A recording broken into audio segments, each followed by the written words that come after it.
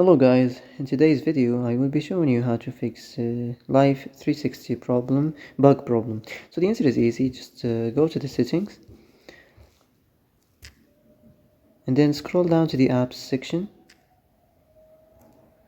and then go to the search and search Life360.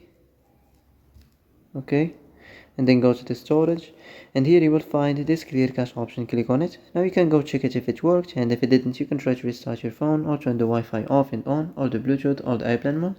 Also you can try to clear data, but be careful. If you clear data, all this application's data will be deleted. This includes all files, the settings, the accounts, the databases, etc. So be careful if you want to clear your data. And that's it for today's video. I hope this is the answer you've been looking for.